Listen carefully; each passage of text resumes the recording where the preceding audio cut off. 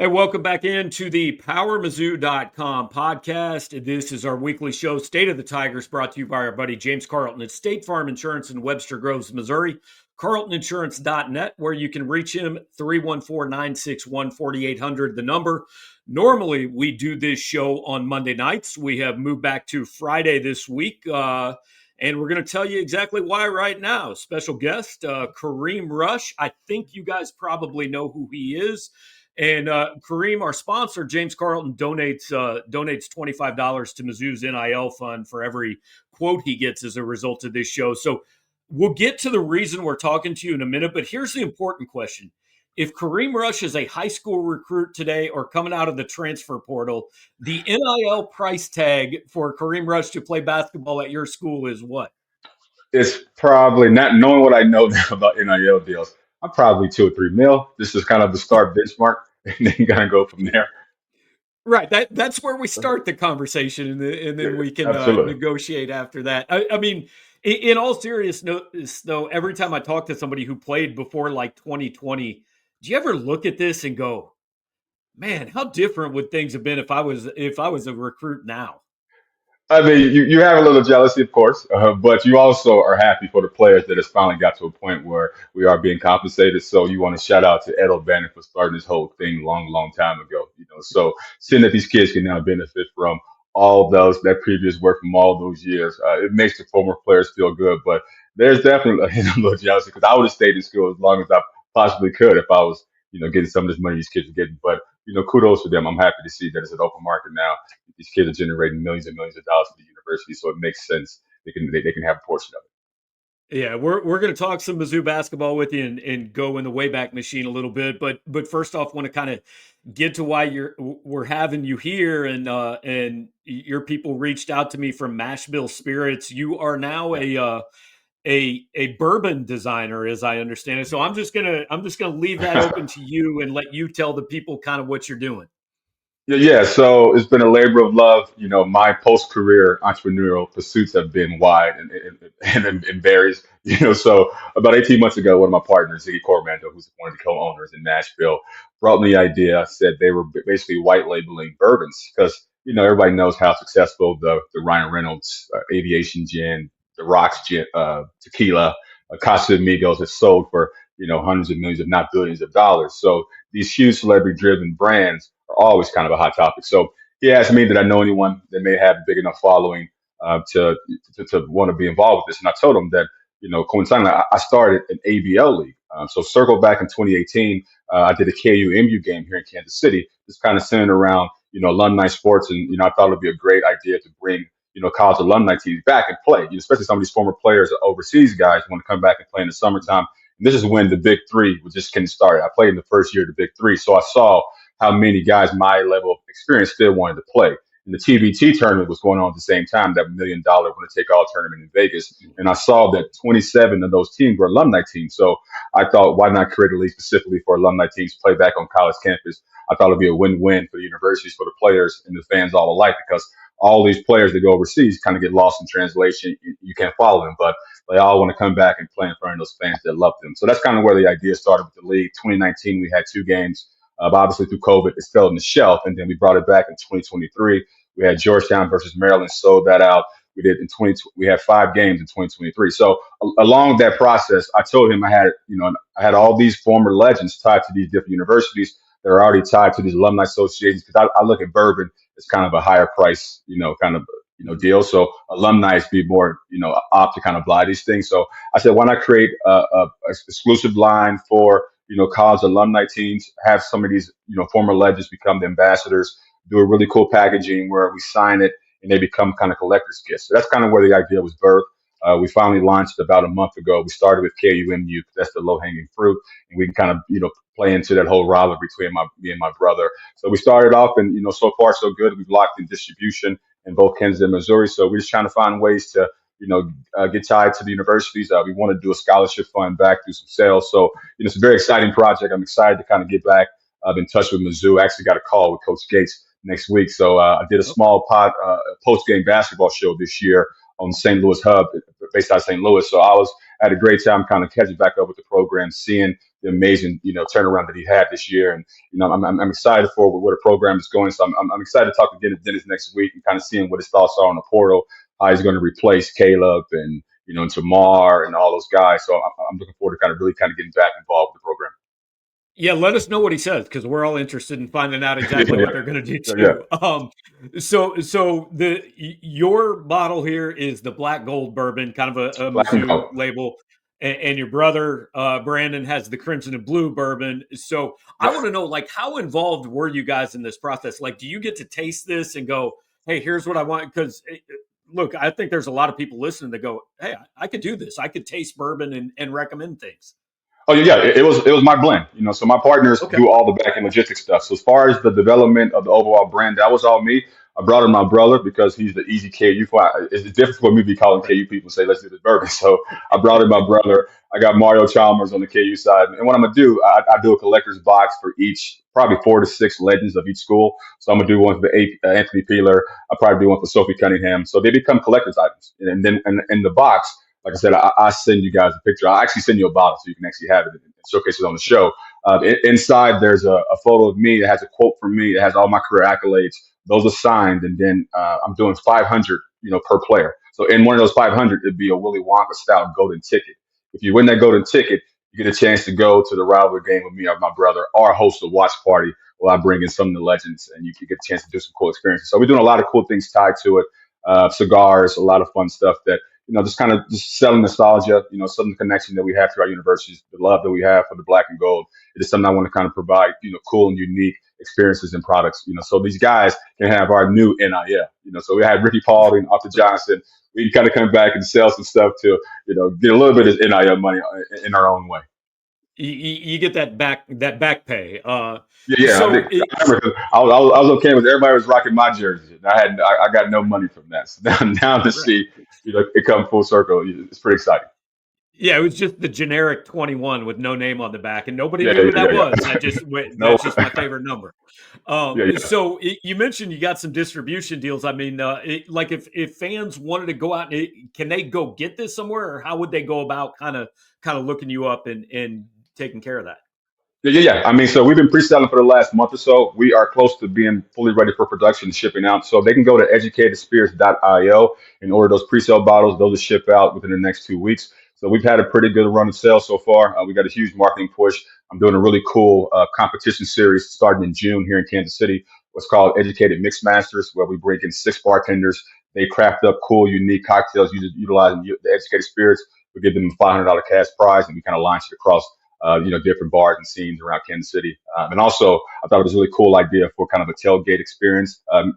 Imagine one of those huge trailer containers, hollowed out, it's kind of like a game day lounge. I'm gonna have a basketball hoop. It pulls up in front of tailgates. You get a chance to play 3-on-3 pickup with some of the former legends. We have craft drinks inside. So we're gonna do a lot of cool stuff activation wise for this in the next few months. And then, for the main goal is to eventually launch with other schools and other universities around the country. Hey, this is a YouTube live idea. I want to see some of these random guys that buy your bourbon come play 3-on-3 against like you and Chalmers and Brandon. This would be an Right. experience. It's gonna be great content, all that stuff. Yeah, yeah. So are you in KC still, or are you and Brandon around KC, or Yeah, I'm in KC. I've been back for about 4 years now. My daughter is actually a sophomore down in Mizzou on the volleyball team, Kareem Rush. So shout out to my okay? daughter for following dad's footsteps down in Mizzou. But Brandon's in Indiana. He comes back to Kansas City quite a bit. He's really gonna kind of get involved with the KU side of things here, and he start pushing it there. And Jerron's here in Kansas City as well. Has a huge basketball skill development program stuff that he runs here in Kansas City. So proud of what he's been able to build on the basketball side of things.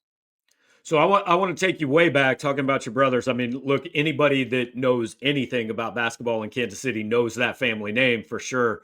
What was it like just the pickup games in your driveway? I mean, take me back to way back before everybody knew who you guys were. I mean, the beauty that I had is that I had an icon and someone to really have a high benchmark, from the start. Mhm. From Jerron's, by the time Jerron was in seventh, eighth grade, he's already ranked the best player in his class. So, if I knew if I can go in the backyard and keep up with him and eventually beat him, then anybody in my class, I would have no problems, sticking with. So I had that. And Jerron still to this day is my favorite player. So I had a chance to, be around him every day and get a chance to just kind of compete and test myself. against him. So that was, kind of the cheat code for me growing up, having a brother who was so great early on to, rough me up a little bit and make a little brother mad. So every morning I was just determined to beat him. And so in my last year in high school, I was determined to get my own state championship. I think my senior quote was like, because everybody, I was so used to being Jerron versus little brother. I think my senior quote was like, "No, I'm Kareem." And so I believe, like I said, the reporter asked me, like, how would it feel to win your third state championship? I was like, well, I have one up with my brother, obviously. So that's like the main goal. So Yeah, I actually went when I was in college. I worked for the Missouri State High School Activities Association, and I was at the game, Jerron's senior year and your sophomore year, the 2A state title game. Now, come on, man, that yeah, was the I most unfair thing know. ever for you and Jerron to be playing 2A basketball. It just happened to be the school we went to. Pembroke Hill provided so much more than just the basketball. It was Right, more of an right. educational play. But yeah, that's kind of where we were. But we played all the bigger schools in Kansas City, beat them. It just happened to have we had to go that route doing state. But we got a chance to travel across the country and play against nationally ranked teams. During my sophomore and junior year, so we got a chance to kind of test ourselves, nationally. And I believe we ranked 24th or 25th at one point in the year. So we challenged ourselves around the country, not just in Kansas City. Which one of the three of you guys? It is. Look, we're dating everybody on this podcast. I mean, you're 44, makes Jerron Yeah, 46, 47. Brandon right around 40. Which one of you has the best game today? me, because I can shoot. Because my shooter never, it's only gotten better in age. If I could, like I said, I believe I can Really? still play in the NBA if I can give 15 minutes and I don't got to play defense, and I can take about 7 days off after like one game. Because I still go out there There and you go. play 303 and feel great that day, could, feel like I'm 21 again. But then that following day is when the problems happen and knee swells up and, old man syndrome really kind of kicks Right. in. But the shooting never goes away. Brandon still can shoot a little bit. Dron was strictly athletic. But yeah, I would say now I still can go out there and dominate my brothers at this point. You'd be like the basketball version of the all-time quarterback. Just stand on the 3-point line and you're set. That's it. Jab, All perfect, boom, boom, shoot. right. Fadeaways. So I'm not sure honestly. There's ever been a more anticipated time in Missouri basketball than 1999. Quinn Snyder is this hot shot coming from Duke, Coach K's staff taking over. You're coming in as kind of the crown jewel. Take me back to that time in high school when obviously Duran had gone to UCLA. What was getting recruited by Quinn Snyder like, and what was Quinn's pitch to you? It was awesome. I mean, because like I said, all along, I thought I was going to follow Jerron to UCLA. Our whole goal as brothers, like, yo, we're going to be the O'Brien Brothers 2.0 and outdo them. So until that senior year, getting a chance to kind of finally, have my own path, I was completely thinking I was going to go to UCLA. I love UCLA. I went out there and, visited with him. So I wasn't really actually being recruited by him. I mean, Norm recruited me a little bit, but I wasn't really thinking too much about, Mizzou. But then when I heard Quinn got the job, I was always a huge fan of Coach K and Duke.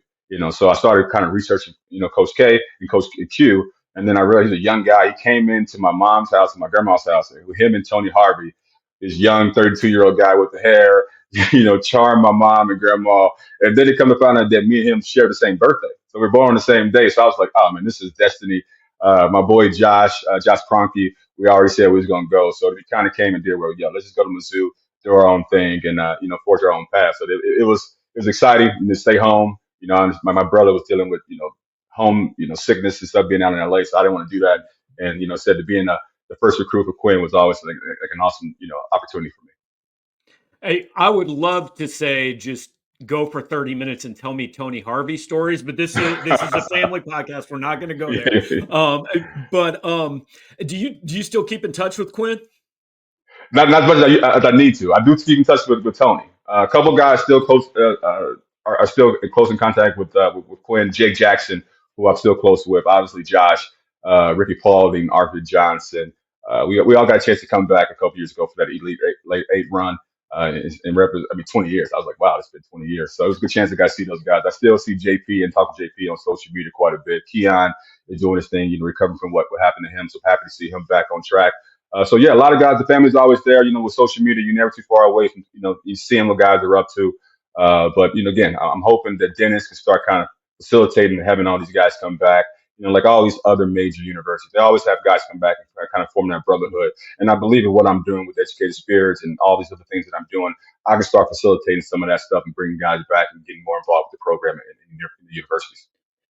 I'm going to make you relive just a couple memories from your college days. You mentioned you're a big fan of Duke growing up, and Yeah, I think I know it's kind of weird, but when I think of your career, the game I think of is the the loss Duke to game. Duke, Yeah, right? yeah, Where yeah. I mean, where yeah, you guys lost the game, but like you're playing Duke and you're the best player on the floor. Take me back to what you remember about that one. I mean, I just remember coming back from that cast and just, just having that nice little run, even to the Big 12 tournament with that cast in my hand, and then not really understanding the magnitude. Obviously, I wanted to play well. Like I said, I was always a huge fan of Coach K, and have Coach Q get a chance to go up against his mentor was the heightened situation for us. So we wanted to go out there and play well and beat those guys. And they eventually went on and won the national championship. So we came out there and we had a good battle, and that game kind of put me on the map. Having so many first round picks and eventual national championship team that we played against. So I think I was 29, 8-5. So a lot of guys are still, messaging me about that game and say Duke is being rushed. Well, I guess was the coin. So it was definitely an awesome game, put me on the map and really kind of set me up to, become an NBA prospect. Did you ever think like could you have gone pro after that year? Did you think about it I then? don't think I wouldn't even think about it. I think I would have been a top 5 pick if I left that my sophomore year. Yeah. So you come back a junior year, and it's one of the weirdest Missouri seasons ever because you guys are top Right. five preseason.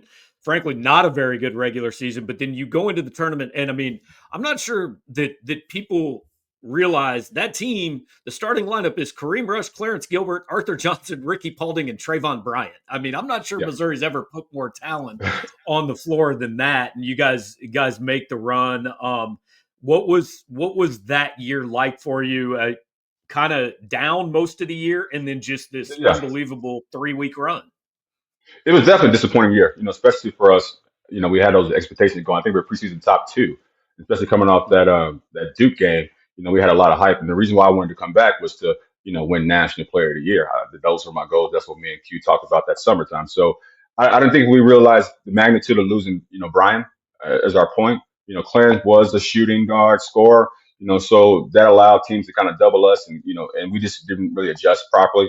Brian was a huge loss for us. So we had an up and down season. I think it was 24-12, but we caught fire at the end in the right time and made that magical run. Which we didn't have another awful game against Oklahoma, which I came to find out I was 0-6 against. We would have had been the only team to ever take to the Final Four. So it was a great run. But that season was definitely up and down. I maintain that Ricky Paulding has probably the two best dunks I've ever seen in person. You've played with a lot of guys on a basketball court. How many athletically are any better than Ricky was? Not very many. Ricky was up there with my brother as far as kind of raw athleticism, and then to see Ricky have like a 35-year career that he had overseas and played, a long time. So happy to see Ricky do well. He's back in Kansas City, so I see him coaching quite a bit. So I'm looking forward to kind of launching his edition and get him back involved with the university as well. Yeah, that's how you know you're old. The guys that were in college about the same time as you all have kids who are in college now, right? Yeah, right. So Yeah. yeah. So you go to the NBA, played 7 years in the NBA. I'm just curious. I had Mitch Morse, who played football at Missouri, just retired from the NFL, and I asked him this question: how big, like, do people understand how big the leap is between playing college basketball and playing in the NBA?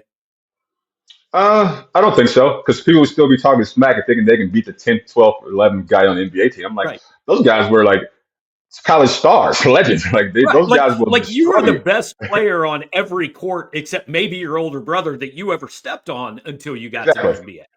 Exactly. So the level is crazy. Everybody is amazing. It's really just kind of based on opportunity. You have your outliers. You have your LeBron. You have your Giannis's. But for the most part, it's really about opportunity. Those 6 through 15 guys, given an opportunity, will do just as well as the other guy. It's really about opportunity and finding the right role with the right team. That's why guys you find guys that can all of a sudden after having slow careers blossom somewhere else because it's the right situation. So NBA comes down to situation, but everybody is extremely, extremely talented. Well, and I kind of wanted to go. I mean, if you look from the outside, it's real easy to say, hey, this guy didn't fulfill expectations or, whatever. But there's a million things that go into that. I mean, how do you look back at your NBA career? Oh, I didn't achieve anything that I wanted to. I mean, my career ended at 29 with the injury, so I wanted to play until I was 40. Especially to get today's game, I wanted to make the $100 million that I think with my skill set would have easily done. Especially in today's game, shooting 15 threes a game, I'm gonna get hot and hit 12 one game. Like that's just kind of the way it will work. So I think you certainly want to always achieve more. The fact that I got there was a dream come true. Ice on the cake would have been to have a long, fruitful career, but having 7 years, a lot of guys still haven't done that. So the NBA does a great job of taking care of us, and it's going to be something to take care of me for the rest of my life. So I have no qualms about what could have happened. It was what it was. It set me up with a platform that post career I can capitalize on what I've done because that is such a huge achievement. So it's opened the doors for everything that I've done post career and probably for the rest of my life. To have that, it's kind of a calling card. Always gonna sell. You mentioned earlier kind of the journey to get to what you're doing now. Since I mean, a lot of guys, especially at 29 or 30, whatever it is, if basketball's over, if pro sports are over, look around and go, what am I going to do now? Just kind of take us through, like, it ends and you're going, okay, what's next? Kind of the path to where you're at now. I mean, what next thing comes to probably about 35 because I really tried to get Mhm. back. Right. The ACL microfracture took about 2 years. So about 31, I'm in shape to really kind of start making the trek back. So by 32, I'm playing back in the D League and kind of gauging how this like and trying to work my way back. But at the point then, D League was just awful. So I couldn't do it. Uh, I had other Just like passions. the travel or level of competition or what? Oh, I mean, level of competition was fine. The travel and all that stuff was just, it was brutal. And I was like, I don't know what to do. Let me try to find some other way to get back into this. Maybe do some summer league and get a call, go overseas and play. And I'd rather do that than do the D League. The NBA, because I played in Lithuania. So overseas is an amazing brand of basketball. So I could have easily finished my career overseas and been completely happy. So I did a D League to about 33 and realized then that I was probably done playing, trying to get to the NBA. So I started doing some coaching a little bit and kind of seeing what that was. I started coaching with Luke Walton at the same time in the D League. And then in a matter of 5 years, he was the head coach for the Lakers. So I was like, I should have probably stuck with that path too. But I'm a very I'll be jumping from idea to idea. I'm an idea guy, so when I find something I love, I jump in. So I did a little bit of singing.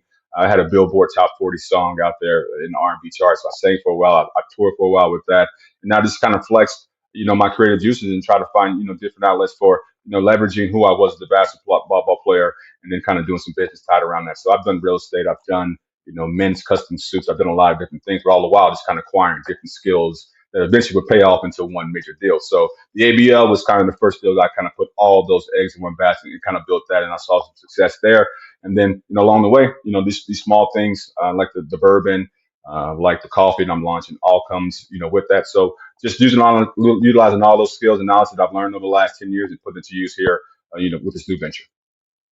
Hey, you mentioned getting to talk to Coach Gates and kind of getting back into a little more focused on how Mizzou. I mean, I'm curious how much over, like, there have been a couple of Elite Eights, and man, there have been some down times since you left. Yeah. I'm curious, like, how closely you followed throughout the last 20, 25 years.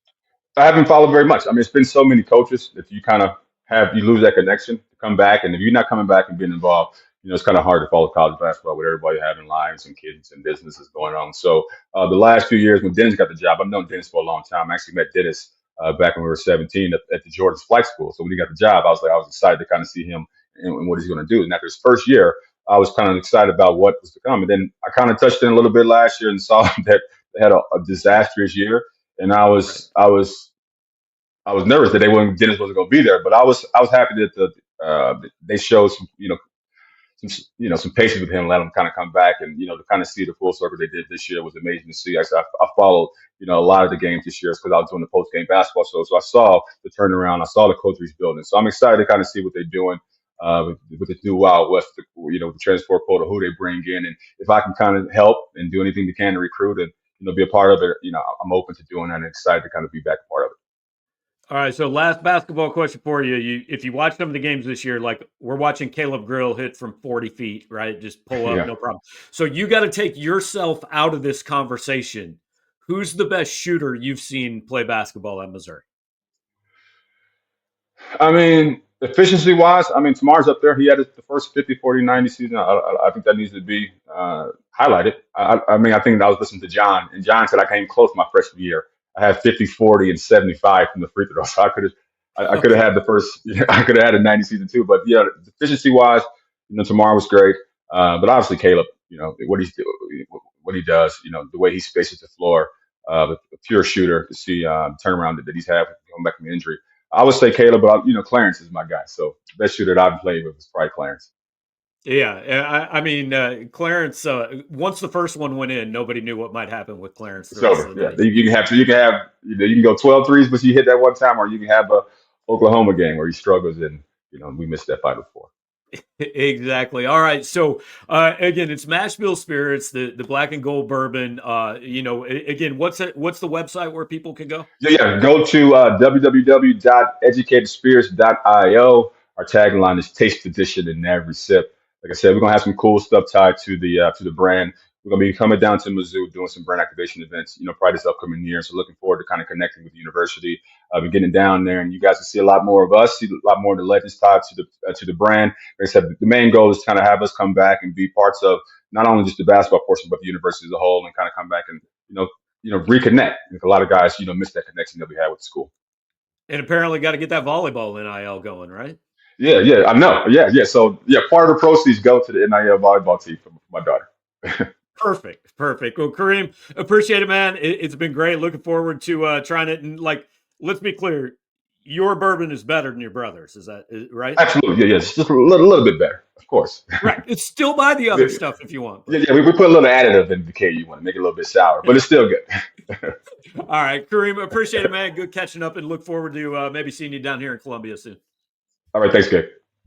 All right, have a good one. That is Kareem Rush once again, absolute Mizzou legend, and I've been looking forward to this since his people reached out 2 weeks ago. And look, the bourbon's the hook, and hey, absolutely, go to educatedspirits.il, check it out. I know you guys all like a good bottle of bourbon and all that, so check that out. But just really have fun catching up with Kareem and one of the guys that takes us back to again. There have been some exciting times in Missouri basketball, but that 1999 with Kareem when they were recruiting Jason Capono, when Quinn was the head coach, like that was the most anticipation I think there's ever been. And so appreciate him spending some time with us and appreciate his people hooking him up with us and giving us a chance to catch up with him. Again, he's interesting. Known Dennis Gates for 28 years now, and sounds like he wants to get back involved with the program. So I'm sure a lot of people would enjoy getting a chance to see Kareem Rush around Columbia. Appreciate him hanging out. Appreciate our buddy James Carlton. Once again, State of the Tigers brought to you by James Carlton State Farm Insurance. Go to carltoninsurance.net. Give them a call at 314-961-4800. We will, I don't know, maybe talk to you guys this weekend if something happens. Hoping maybe to get to Monday morning. Either way, like, comment, share, and subscribe. Let people know what we're doing here. And we will talk to you next time.